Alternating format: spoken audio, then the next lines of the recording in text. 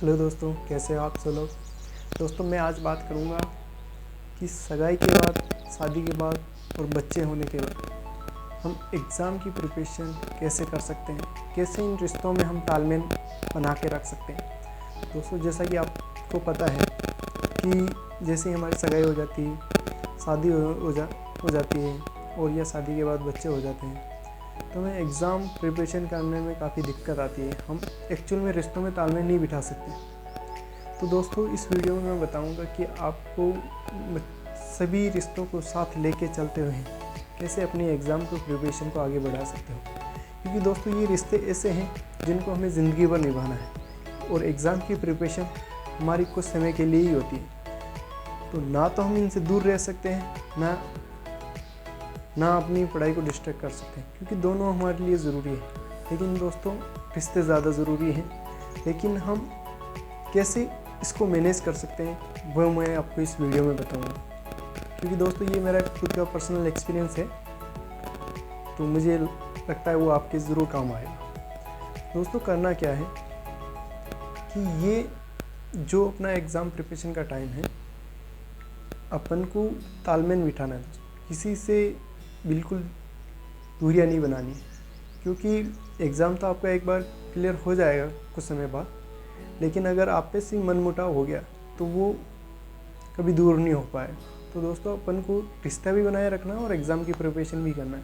दोस्तों कैसे करनी है मैं आपको बताता हूँ। माना कि दोस्तों जैसे आपकी सगाई हो चुकी है या शादी हो चुकी है, तो अपने पार्टनर के साथ एक क्लोज रिलेशन के साथ उनसे डिस्कस करें कि मेरा ये एम टारगेट है और मुझे इस हिसाब से इसको फोकस करना है। तो आप इसको अच्छे से कर पाओगे। आप उनको समझाना है कि मुझे इतना टाइम देना है, ये देना है। तो हम जो डेली फ़ोन कॉल वगैरह करते हैं या एक दूसरे के साथ समय गुजारते हैं, उसमें हमें कभी कुछ कमी करनी पड़ी। बिल्कुल ये नहीं कि हम हमेशा के लिए दूर होना, ऐसा नहीं। आपको कुछ कम करना है। जैसे आप 2 से ढाई घंटे अगर फ़ोन पे बात करते हो, तो आपको उसको कम से कम करना है, 1 घंटा ही करना है।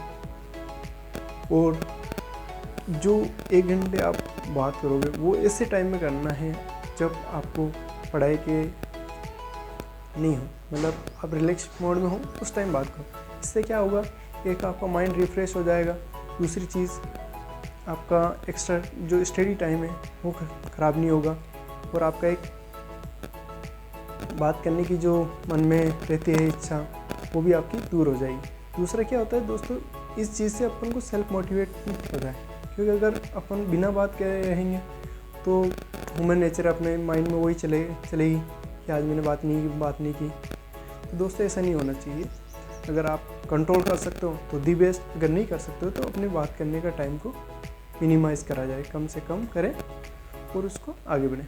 दूसरी चीज़ दोस्तों, अपने पार्टनर को इस चीज़ के बारे में क्लियरली बताएं कि दोस्त ये एक ऐसा पड़ाव है, इसमें काफ़ी टाइम लग जाता है, तो हम उस टाइम तक उनसे दूर नहीं रह सकते। तो उनको समझाया जाए कि मेरे ये एग्ज़ाम की प्रिपरेशन चल रही है, मुझे इस हिसाब से ये काम करना है, तो बिना आपके सहयोग से मैं नहीं कर सकता हूँ। तो दोस्तों ऐसे अपन वाइफ और मंगेतर के बीच में ये वाला रिलेशन रख सकते हैं। तो दोस्तों आते हैं अपन बच्चों के बारे में। जैसे बच्चे अगर आपके हैं और आपको पढ़ाई में डिस्ट्रैक्ट करते हैं, तो दोस्तों आपको उनको प्रॉपर टाइम देना भी ज़रूरी है। क्योंकि आप उनको टाइम नहीं दोगे तो आगे चल के जो आपका रिलेशन है वो आपसे दूरियां बनने लग जाएगी। तो दोस्तों आपको करना क्या है, एक फिक्स टाइम जब आप 2 से 3 घंटे पढ़ाई करके फ्री हो जाते हो, तो आपको मौज मस्ती अपने बच्चों के साथ में करनी है, ताकि इससे आपका स्ट्रेस कम हो जाए और उनको भी एक टाइम मिल जाए।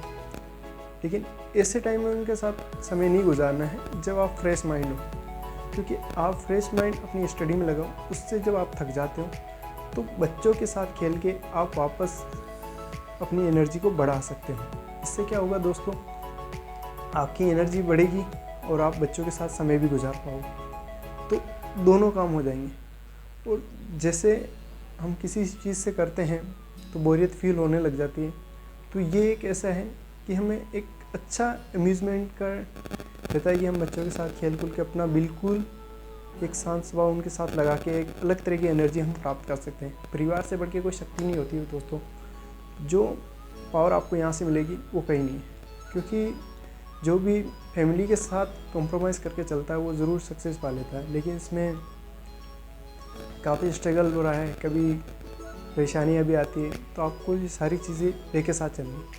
कई बार क्या होता है दोस्तों, इन चीज़ों में मनमुटाव भी होता है, जैसे कभी फियांसे से लड़ाई या वाइफ से झगड़ा या एग्ज़ाम में किसी और से प्रॉब्लम। तो दोस्तों इस चीज़ों को ज़्यादा देर तक लेके नहीं जाना चाहिए। जैसे अगर आप में किसी भी चीज़ का झगड़ा हो गया है तो उस चीज़ को उसी दिन ख़त्म कर देना चाहिए, क्योंकि अगर दोस्तों वो चीज़ें अगर लंबी समय तक बढ़ी तो आपकी परेशानी काफ़ी बढ़ सकती है और आप एग्ज़ाम से डिस्ट्रैक्ट हो सकते हैं। तो दोस्तों आपको रिश्तों में दूरियां नहीं बनानी। अगर भले ही आपकी मिस्टेक नहीं हो, लेकिन आप उस टाइम कॉम्प्रोमाइज़ करना चाहिए। कॉम्प्रोमाइज़ करके आपको एग्री होना चाहिए कि ठीक है ऐसा हो गया, लेकिन आप उस चीज़ को बाद में समझा सकते हो। लेकिन उसी टाइम अगर आप बहस करने में लग गए तो रिश्ता और मुसीबत में जा सकता है और आपको काफ़ी परेशानी हो सकती है। इसलिए अगर कभी ऐसी, क्योंकि प्रिपरेशन अपन को करनी है तो अपन को थोड़ा कॉम्प्रोमाइज़ करके चलना पड़ेगा। हाँ, क्योंकि ये एक ऐसा समय होता है जिसमें हमको फैमिली सपोर्ट की काफ़ी ज़्यादा ज़रूरत होती है। तो दोस्तों आपको फैमिली का सपोर्ट चाहिए तो आपको उनको भी टाइम देना पड़ेगा, अपनी एनर्जी भी बनाए रखनी पड़ेगी। ऐसे करके आप अपने आप को मैनेज कर सकते हो दोस्तों। परिवार को साथ लेके चलना, लेकिन इसका फ़ायदा काफ़ी दोस्तों है। एक बिना फैमिली वाले बंदे से और एक फैमिली वाले बंदे काफ़ी डिफरेंस रहते हैं, लेकिन इसमें फ़ायदे भी काफ़ी हैं। फ़ायदे की अगर बात करता हूँ तो जो एक नॉर्मल बंदा होता है वो सीधा केवल अपनी स्टडी पे ध्यान लगा के रहता है, लेकिन जब उसको किसी पार्टनर की या अपने दिल की बात किसी को बताने की ज़रूरत पड़ती है तो उसके पास कोई नहीं रहता। लेकिन यही प्लस पॉइंट उस एक्सपीरियंस पास रहता है जिसके पास ये चीज़ है, मंगेतर है या वाइफ है, तो वो चीज़ को डिस्कस कर सकता है, अपने डिप्रेशन की चीज़ें उनको बता सकता है कि यार मेरे साथ ऐसा हो रहा है, ये चीज़ हो रही है। तो आप उनको डिस्कस करके वो आपको हो सकता है उनको इतना कन्विंस करे कि वो आपको मोटिवेट करे, आपको इस सेल्फ पावर को बढ़ाए, आपको बताए कि नहीं आप कर सकते हो। तो दोस्तों पार्टनर को साथ लेने से आपको काफ़ी फ़ायदा मिलेगा। दोस्तों ये है मेरी कुछ मेरा पर्सनल एक्सपीरियंस है। आप इन चीज़ों को अप्लाई करें अपने जीवन में तो आप स्टडी के साथ में और अपने रिश्ते को भी मजबूत रखते हुए एक अच्छे एस्पिरेंट बन के एग्ज़ाम को ज़रूर कर पाओगे। थैंक यू दोस्तों।